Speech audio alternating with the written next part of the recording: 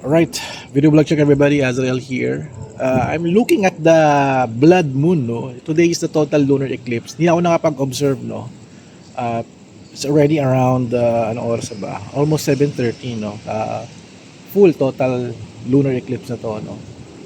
Grabe, para ako nakatingin sa Death Star. Pakita ko sa inyo. So, ayan, ito yung ating blood moon. Zoom in ko. Wow, grabe. By the way, I'm shooting this blood moon using the Honor Magic V6. Magic V3. Yeah, Magic V3 tayo kasi ito yung mataas yung zoom niya. And this is the view of the total lunar eclipse. Tayo nakapag-observe nung before the kasi medyo hazy or cloudy. Hindi ko alam pero medyo malabo siya, no. Hindi ko alam kung bakit gano'n siya kalabo itong blood moon na to, no. And totality na to siguro, no, kasi very red na or magde-red pa to. Para nakikita ko yung half niya, medyo maliwanag pa. Yung left side is medyo darkened. So I guess the shadow of the earth yung nasa left. Yung sa right side is yung the glow ng moon, no? So ito tayo ngayon or we're recording. Sana appreciate niyo itong ating coverage. Buti na lang yung moon dito, kita dito sa kabilang side tapat ng bahay. Pero sabi kanina kasi it's very cloudy. Buti na wala yung cloud. It's very clear. Yeah. So this is only a video.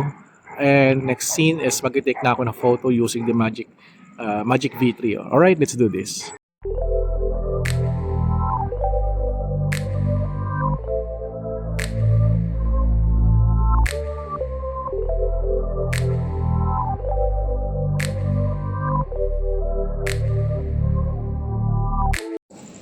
So the time now is 7:37. So start na total lunar eclipse. It's a maximum na. Sayang parang medyo madilim siya, no? Hindi ko alam kung bakit ganun. Maybe because of the weather. Or I think parang may feeling ko may clouds eh. Oh my God, may paniki. Oh my God. Narinig niyo yun? Oh my God, kinikilabutan ako, may paniki. Oh my God, visit. Kinakain na dito. Okay, balik tayo sa moon. Video na natin. And alright, we're back sa lunar eclipse. Today is 7:37. I guess 7:38 na. And this is the moon already. No, dito tayo nakapag-observe, but this is it. I guess it will be up for 30 minutes yata, no. So nasa sidewalk tayo. We're observing kahit may dumang kotse, hindi tayo maawa. Lagyan ko ng tripod kaya to, no? Pwede tayo mag-time lapse, but still, phone photography is medyo mahirap, no? Pero pwede tayo mag-long exposure, try natin, no? I need to get the tripod na rin din. Okay, lumabas ulit ako ng bahay, no? Dala ko na yung aking Fujifilm X-T200 na merong 50 to 230 mm lens. So, telephoto to. Subukan natin. Medyo malabo pa rin talaga. Okay, shoot na tayo with this camera. Check natin kung malinaw.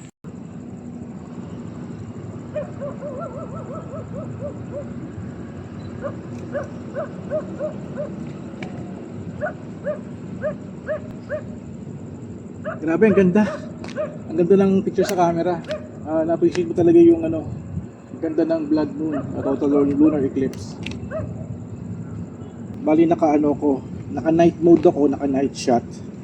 At ngayon ko lang ginamit yung settings na yun for this photography.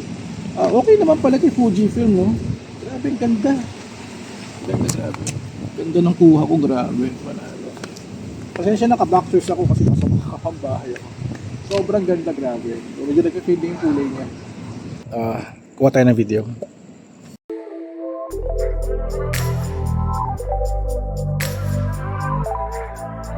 So it's around 7:57 PM. So ito na yung ating moon.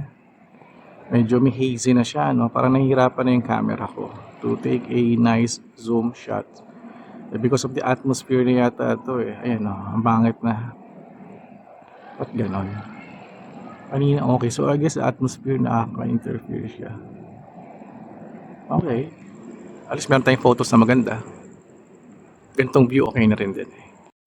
So mga around 9:27 PM pala mag-e-end yung eclipse. So medyo mahaba-haba pala to, no, na red yung moon. Sayang hindi siya ganun kalinaw kasi may mga times na observation ko ng lunar eclipse Sobrang red talaga, as in bloody red talaga. Ito medyo maano yung kulay niya. I guess because of the atmosphere or baka may cloud. Pero wala mo nakitang clouds, very clear skies naman.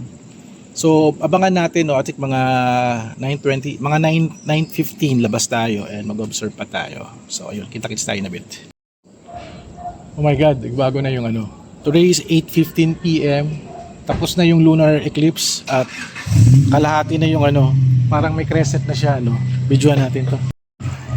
So ito na yung moon. Actually crescent na siya.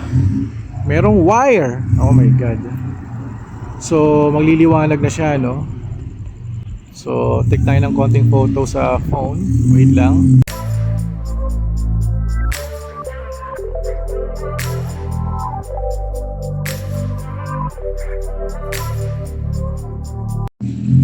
Okay, medyo okay naman sa phone, no? Pero gagamit na ako ng Fujifilm X-T200 with telephoto lens para makapture natin yung ano, pagbalik pag normal ng mood. I think medyo mahaba-haba to, no? Okay, let's do this.